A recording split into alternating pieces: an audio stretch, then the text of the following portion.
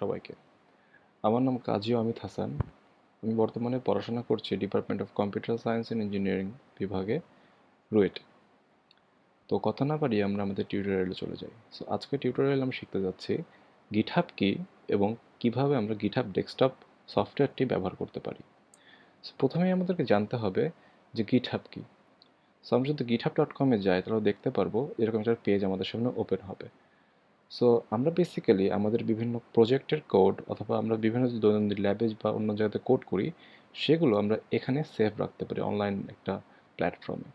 So ভবিষ্যতে যখন আমরা কোনো আমাদের সিভি জমা দিতে যাবো, আমরা সিভিতে আমাদের বিভিন্ন প্রজেক্ট উল্লেখ করতে হয়, তো সেই প্রজেক্টের কোডগুলো আমরা এখানে রেফারেন্সে লিঙ্ক হিসেবে রাখতে পারি। সো আমাদের প্রজেক্টগুলো কোড দেখে যে কোনো কোম্পানি আমাদেরকে হায়ার করতে পারে। তো এটা সফটওয়্যার ইঞ্জিনিয়ারদের জন্য খুবই বেশি গুরুত্বপূর্ণ গিটহাব ইউজ করাটা। সো এটার দুই রকম ওয়ে আছে ইউজ করার। প্রথমটি হচ্ছে আপনি আপনার ল্যাপটপ বা কম্পিউটার টার্মিনাল ব্যবহার করে গিটহাব ইউজ করতে পারবেন, এবং দ্বিতীয়ত আপনি গিটহাব ডেস্কটপ নামে একটা সফটওয়্যার ব্যবহার করতে পারবেন।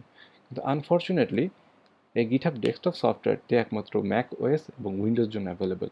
লিনাক্সের জন্য বর্তমানে গিটহাব ডেস্কটপটি অ্যাভেলেবেল নেই, তবে এর অল্টারনেটিভ কিছু সফটওয়্যার অ্যাভেলেবেল আছে।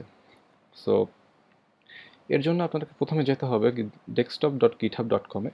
সেখানে আপনাদের এরকম একটা পেজ ওপেন হবে। তো আপনারা সেখান থেকে ডাউনলোড ফর ম্যাকওএস অথবা ডাউনলোড ফর উইন্ডোজ ক্লিক করে আপনাদের কাঙ্ক্ষিত গিটহাব ডেস্কটপটি ইনস্টল করতে পারবেন। সো ইনস্টল হয়ে যাওয়ার পর আপনারা যেটা করবেন, আমার এখানে অলরেডি ইনস্টল করা আছে, তো আমি তার কথা না পারে সেটা ওপেন করছি।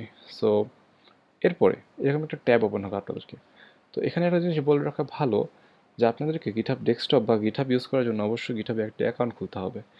তারপর সেই ইউজার নেম এবং পাসওয়ার্ড দিয়ে আপনাদেরকে এই অ্যাকাউন্টটিতে লগ ইন করতে হবে। লগ ইন করার পর আপনাদের এরকম একটা ট্যাব আসবে।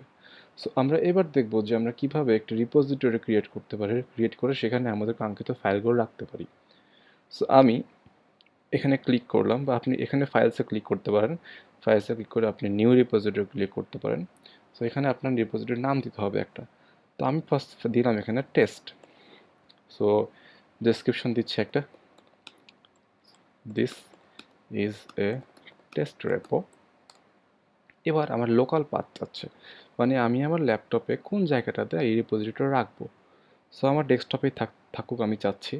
সো এর সাথে বলছি initialize this repository with readme, অর্থাৎ রিডমি ফাইলটা আপনি চাচ্ছেন নাকি এখানে ইনিশিয়ালাইজ হোক। রিডমি ফাইলের মেইনলি কাজ হচ্ছে যে আপনার প্রজেক্টের ডকুমেন্টেশন, বা কীভাবে যদি কেউ আপনার প্রজেক্টটা হাতে পায় নতুন একজন মানুষ, তাহলে কীভাবে সেটা ওপেন করবে আপনি সেটা জানতে পারবেন। সো এখানে গিট ইগনোর লাইসেন্স তো আমরা আপাতত নাম রাখছি। বিভিন্ন ধরনের লাইসেন্স আছে, যেমন MIT licence, GNU licence, so আমরা নাম রাখছি। এরপর আপনি যখন এখানে ক্রিয়েট রিপোজিটরি ক্লিক করবেন, এটি কিছু সময় নেবে এবং আপনি এখানে পাবলিশে ক্লিক করবেন। ওকে, আমাকে ভেরিফাই করে নিচ্ছে টেস্ট ডেসক্রিপশন। এবং আচ্ছা, এখানে একটা ব্যাপার, সেটা হচ্ছে আপনি আপনার কোডগুলোকে প্রাইভেট রাখতে চান নাকি পাবলিক রাখতে চান। তো আমি রাখতে চাচ্ছি পাবলিক, যেন সবাই দেখতে পারে। সো এরপর আমি পাবলিশ রিপোজিটরি ক্রিয়েট করার পর এটি একটু সময় নিচ্ছে, প্রসেসিং সময়। ওকে, সো কিছুক্ষণের মধ্যে আমাদের রিপোজিটরি ক্রিয়েট হয়ে যাবে। এখানে দেখাচ্ছে ফেচিং অরিজিন। ওকে, সো আমাদের রিপোজিটরি ক্রিয়েট হয়ে গেছে। আপনি দেখতে পাচ্ছেন এটা হচ্ছে আমি এখন মাত্র ক্রিয়েট করলাম, আর এগুলো আমার নিজের আগের রিপোজিটরি। সো ক্লিক করলাম, সো এরকম একটা আমার ট্যাব ওপেন হলো। এখানে বলছে নো লোকাল চেঞ্জ, অর্থাৎ আমি আমার রিপোজিটরিতে কোনো চেঞ্জ করিনি। ওকে, সো এখন যদি আমি আমার ফাইলসে যাই, ডেস্কটপ, সো এখন আমি দেখব, খুঁজি টেস্ট। সো এখানে আমি ঢুকি। সো এখানে দেখছি যে একটা রেডমি ফাইল আছে, কারণ আমি initialize with readme dot MD দিয়েছিলাম, এই জন্য এটা ক্রিয়েট হয়েছে। সো আমি যদি এখানে কোনো ফাইল অ্যাড করতে যাই, সো আমি এখানে ভিএস কোড ওপেন করলাম, করে ওপেন যে আমি যে ফাইলটা ক্রিয়েট করেছিলাম ডেস্কটপে, ডেস্কটপ টেস্ট, এটা আমি এখন ওপেন করলাম। তো ধরুন যে আমি এখানে কোনো একটা ফাইল ওপেন করব। So new file. সো আমি এখানে এটা সেভ করছি যে কি লেখা যেতে পারে, যে this is a text file. তো আমি এটা সেভ করব, যেহেতু টেক্সট ফাইল হিসেবে সেভ করছি, আমি এটা সেভ করে ফেললাম।